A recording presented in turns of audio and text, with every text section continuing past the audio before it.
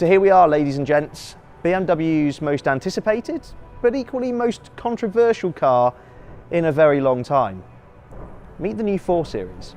So we all know the 4 Series has been a runaway success for BMW, the coupe, more sporting variant of the highly successful 3 Series.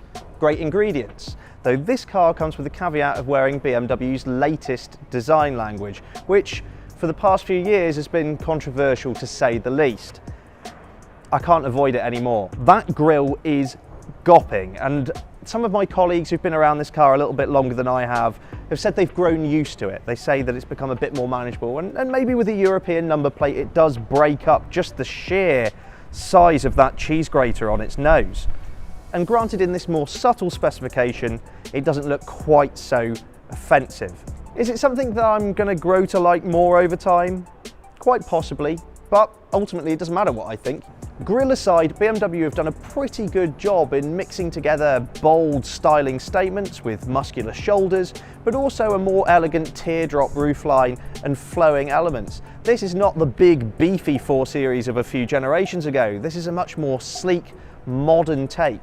Something that erases a lot of those really hard lines we've seen in cars, and certainly it's a more elegant vehicle overall.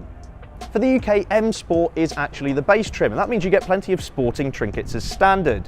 Things like those sharp LED lights, smart multi-spoke alloy wheels, generally more sporting profiles to the front and rear of the car.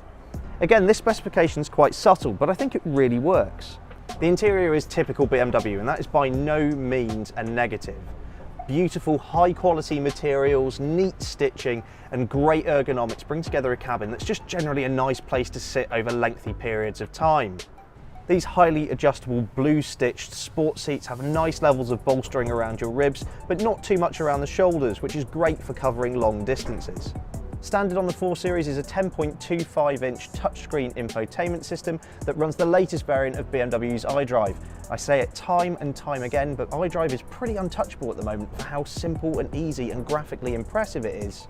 Something else that's impressive is the standard digital display for the driver. Nice clear instrumentation, and of course it's customizable to your liking. Obviously, if you're after rear passenger space, you should be looking at a BMW 3 Series, but the 4 Series can seat 4. 2 in the rear actually have reasonably generous levels of legroom, though the sloping roofline does quickly eat into headroom. A good degree of practicality is also retained in the boot, which is 440 litres. We've covered the looks and we've covered the touchy-feely stuff inside the car. What about the way it drives? Because that's arguably one of the most important factors of a 4 Series.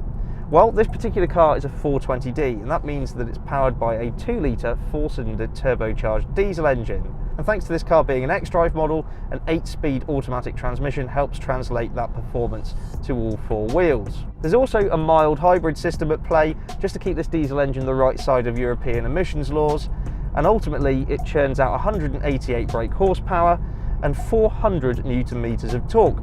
So certainly no slouch. The balance of power of late has not swung in diesel's favour, that's for sure, with many governments actually actively encouraging people to ditch them.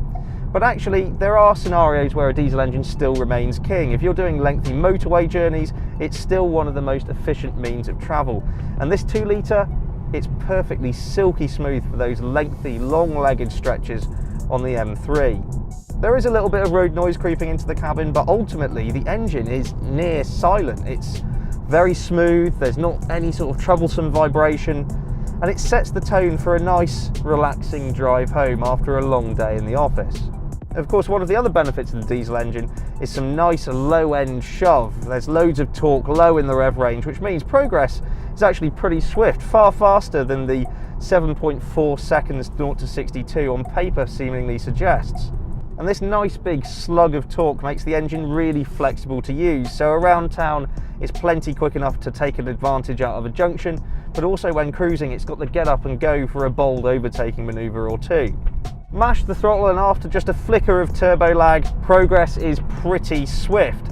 There's a bit of an augmented noise that comes through the speakers. It doesn't sound bad, but it definitely sounds synthesized.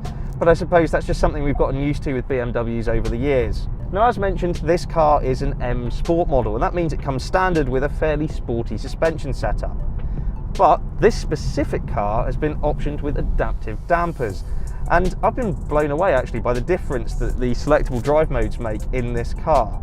So in comfort, with the nice light steering and the dampers in their softest setting, on some rather terrible surfaces we've been driving over today, it just soaks up the lumps and bumps. It really is remarkably comfortable. Considering the size of alloy wheels on this car, and considering the sporty nature of the coupe, yeah, you could really do some grand touring in this. It's very comfortable, very cosseting. There's only a light shudder that comes through the cabin, and that's at the real worst of times. Generally, with little ripples in the road, you hardly feel them whatsoever. Now you push sport and you can immediately feel the suspension firm up. All of a sudden the little ripples and bubbles and bumps in the road are translated through the cabin a bit more, which is arguably a negative, but it does translate into less body roll through the corners with the suspension coiled up a little bit more. There's also more weighting to the steering, which, yeah, okay, it's not the most communicative in the world, but that's the same with all of these electronic steering systems now. It's very precise and very confidence inspiring actually. The front end of this car, there is so much grip, and that teamed with a more responsive throttle results in actually a really good car to throw around. Now the 4 Series is actually 23mm wider than a 3 Series, and that means it has a little bit more road holding, and combine that with the xDrive all-wheel drive system and there's some really reassuring grip to be had in all weathers.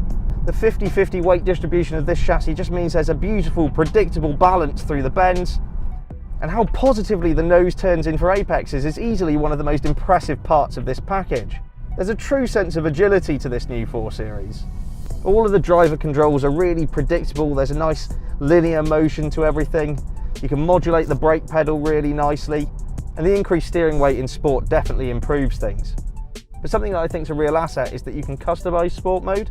So again, on these battered roads, the softer suspension is more suited, but I greatly prefer the weightier steering. It means that I can just have it both ways. There is also an adaptive mode that will make these changes based upon your driving behaviour and any feedback the car's getting from the road beneath it. Now, of course, another reason why you might buy a 420d is for efficiency. And according to the new WLTP testing, this gains 54 to 57 mpg, which isn't bad at all. I've always really liked 420ds for that blend of efficient diesel engine and a really sporty chassis beneath you. It's genuinely good fun to drive and also relaxing on longer journeys. If you fancy having one of these 420d xDrives on your driveway, it costs from £44,640. And if I'm totally honest, I think that's a lot of car for your money. Certainly a lot of grille for your money. The age-old mantra of beauty only being skin deep is perfectly embodied in four-wheel form here, because whilst the 4 Series looks might be Marmite to some, the underpinnings are arguably one of the most competent Series BMWs there has ever been.